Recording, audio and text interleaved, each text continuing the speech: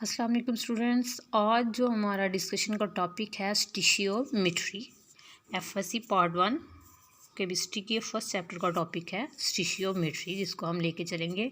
इसमें हमने देखना है केमिकल इक्वेशन जो होती है, बैलेंस केमिकल इक्वेशन, उसकी इंपॉर्टेंस क्या है, उसकी लिमिटेशंस क्या हैं, उसमें बेसिकली कौन सी अजम्पशंस हैं जो हम करते हैं, और इससे रिलेटेड हमने लास्ट पे देखना है कि कौन से रिलेशंस हैं जो हम स्टिशियोमेट्री को यूज़ करते हुए हम फाइंड आउट कर सकते हैं, सॉल्व कर सकते हैं।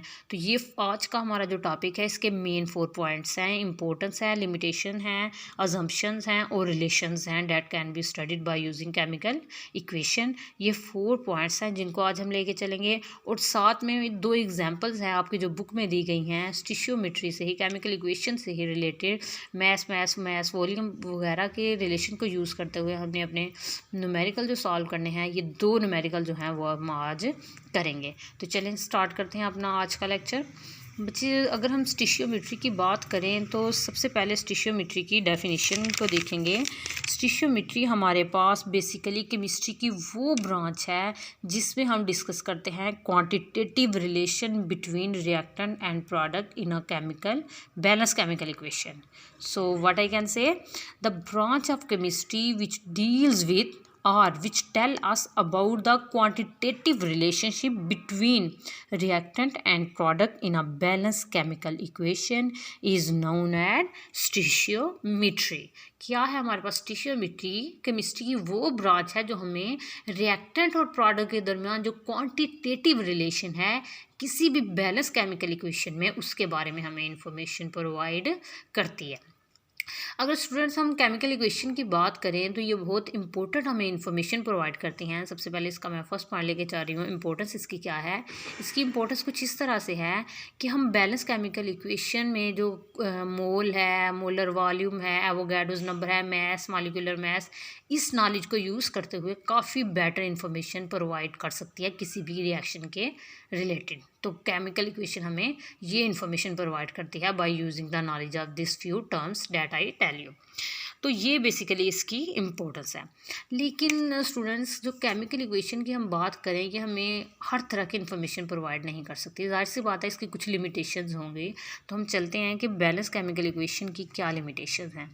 इसकी बेसिकली 3 लिमिटेशन है। फर्स्ट लिमिटेशन ये है कि हमें ये किसी भी रिएक्शन के रेट के बारे में इंफॉर्मेशन प्रोवाइड नहीं करती। पहली बात कि रिएक्शन स्लो हो रहा है, स्पीड अप है, बहुत स्लो है, बहुत स्पीडली हो रहा है, यानी कि ये इन्फॉर्मेशन इसने प्रोवाइड नहीं करनी। सेकंड जो है वो ये है कि ये हमें किसी भी रिएक्शन की जो कंडीशंस हैं जिनके अंदर रिएक्शन ने होना है वो भी प्रोवाइड नहीं करती। क्या टेम्परेचर है, क्या प्रेशर है, क्या वॉल्यूम है, क्या कंडीशंस हैं, इन्वायरमेंटल कंडीशंस क्या हैं, सराउंडिंग कैसी है, ये इन्फॉर्मेशन हमें केमिकल इक्वेशन प्रोवाइड नहीं करती। इसके बाद अगर इसकी लास्ट लिमिटेशन देखें तो वो कुछ इस तरह से है कि केमिकल इक्वेशन स्टूडेंट्स हम किसी ऐसे भी केमिकल चेंज के लिए लिख सकते हैं जो हकीकत में प्रोसीड ही नहीं होता, that does not occur in reality. उसके लिए भी हम आराम से केमिकल इक्वेशन लिख सकते हैं। तो ये इसकी 3 बहुत ही इंपॉर्टेंट लिमिटेशंस हैं, rate of reaction, conditions, and we can write the chemical equation in for any change that does not occur in reality, कि असल में जो चेंज होता ही नहीं है उसके बारे में भी हम लिख सकते हैं। ये इसकी लिमिटेशंस हैं।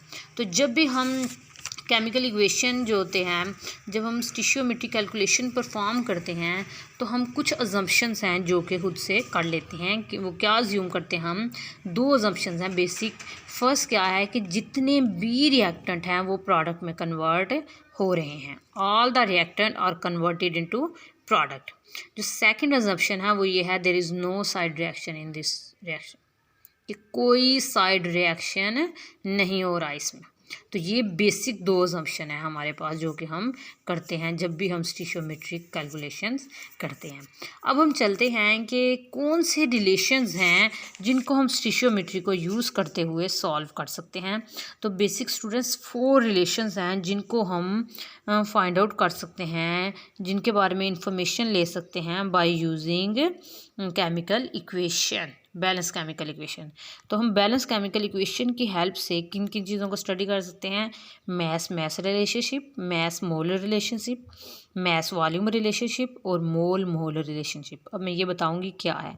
अगर हम मैस मैस रिलेशनशिप की बात करें स्टूडेंट्स, तो अगर हमें किसी भी केमिकल रिएक्शन में एक सब्सटेंस का मैस दे दिया गया है तो दूसरे का हम इजीली फाइंड आउट कर सकते हैं अपने बैलेंस केमिकल इक्वेशन से उसमें रिएक्शन में।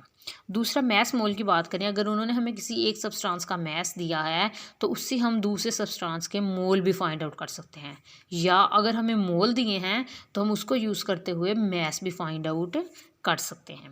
नेक्स्ट जो रिलेशन है वो है मैस वॉल्यूम रिलेशनशिप। उसमें अगर हमें किसी सब्सटेंस का मैस दिया गया है सब्सटेंस, तो हम जो सब्सटेंस है दूसरा उसका वॉल्यूम फाइंड कर सकते हैं, या अगर हमें वॉल्यूम दिया है तो उसे यूज़ करते हुए हम पहले का मैस फाइंड कर सकते हैं। जो लास्ट रिलेशन है वो है मोल मोल रिलेशन। स्टूडेंट्स, इसमें क्या होता है कि हमें एक सब्सटेंस के मोल्स बता दिए जाते हैं, इसे यूज़ करते हुए हम दूसरे सब्सटेंस के मोल भी इजीली फाइंड आउट कर सकते हैं। नेक्स्ट इससे रिलेटेड दो एग्जांपल्स हैं वो हम देखते हैं, लेकिन उससे पहले मैं ज़रा एक दफ़ा रिपीट कर देती हूँ थारोली जो हमने आज देखा है, ज़रा ब्रीफली देखें। मैंने आपको बताया स्टिशियोमेट्री क्या है। हमारे पास ये केमिस्ट्री की ब्रांच है जिसमें हम क्वांटिटेटिव रिलेशन देखते हैं रिएक्टेंट और प्रोडक्ट का। उसके बाद मैंने आपको बताया कि जो केमिकल इक्वेशन है, बैलेंस केमिकल इक्वेशन है, बहुत इंपॉर्टेंट और बेटर इन्फॉर्मेशन प्रोवाइड करती है by using the knowledge of mole, molar volume, Avogadro's number, molecular mass, atomic mass. उसके बाद मैंने आपको बताया कि केमिकल इक्वेशन की कुछ लिमिटेशंस हैं। लिमिटेशंस क्या हैं कि ये हमें ना तो रेट की इन्फॉर्मेशन प्रोवाइड करती है, ना कंडीशंस की, और इसके अलावा हम ऐसे रिएक्शन के लिए भी लिख सकते हैं जो कि होता ही नहीं है। उसके बाद हमारे पास कुछ अजम्पशंस हैं जो हम खुद से कर लेते हैं, अज्यूम कर लेते हैं जब भी हम स्टिशियोमेट्री कैलकुलेशन करते हैं। वो अजम्पशन क्या थी कि तमाम रिएक्टेंट प्रोडक्ट में चेंज हो रहे हैं और no side reaction there is अकर।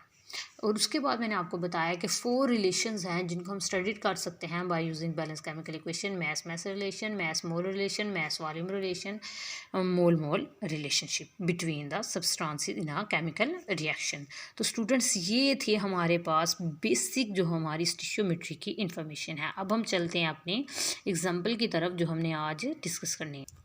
अगर हम फर्स्ट एग्जांपल की बात करें स्टूडेंट्स, तो उसमें वो कह रहे हैं calculate the number of grams of potassium sulphate and water. Potassium sulphate और वाटर के नंबर ऑफ ग्राम्स फाइंड करने हैं। कब? When 14 gram of potassium hydroxide are reacted with excess of sulphuric acid. जो पोटाशियम हाइड्रोक्साइड है उसने access of sulphuric acid के साथ रिएक्शन किया है और उसके रिज़ल्ट में हमें पोटेशियम सल्फेट और वाटर मिले हैं। तो इसके लिए हमने number of grams of potassium sulphate और वाटर फाइंड करने हैं। दूसरी चीज़ जो है बी, हमने क्या फाइंड करना है, calculate the number of molecules of water produced. तो हमें सबसे पहले देखेंगे कि उन्होंने हमें गिवन क्या किया है। गिवन डाटा में अगर हम देखें बच्चे न्यूमेरिकल के, तो उन्होंने हमें मैस प्रोवाइड किया है पोटेशियम हाइड्रोक्साइड का जो कि है 14 ग्राम।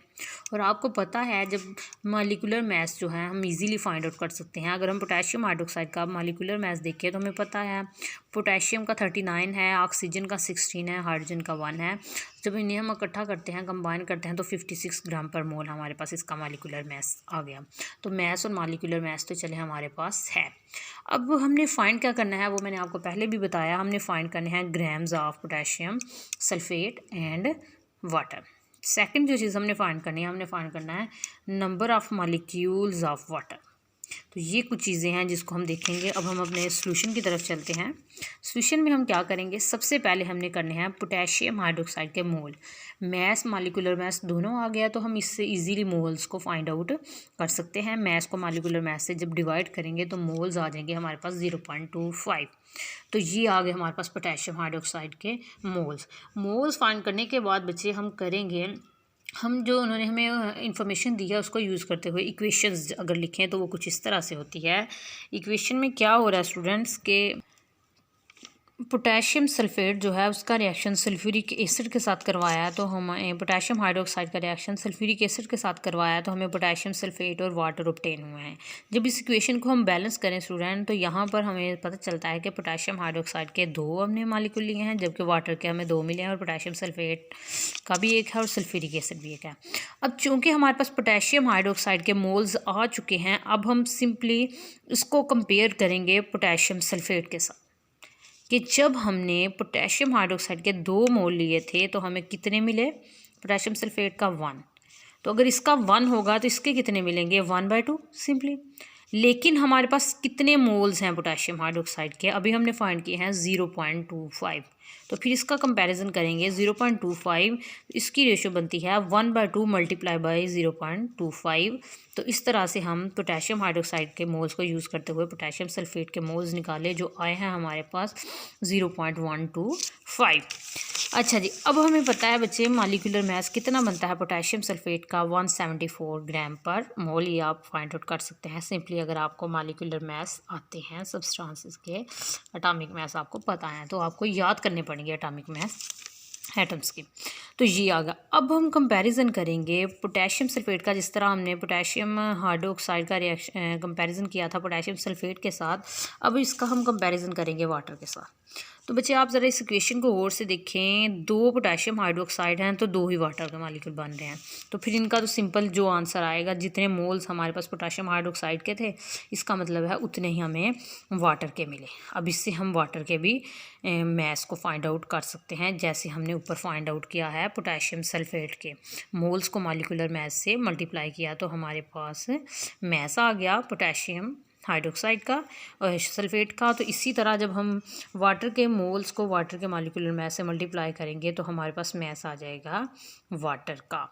अब उन्होंने दूसरी जो हमें चीज़ कही थी फाइंड करने के लिए, उन्होंने कहा था number of molecules of water. आपको पता है number of molecules, number of particles हम फाइंड कर सकते हैं mass by divided by molecular mass multiply by Avogadro's number, यकीनन आपको याद होगा।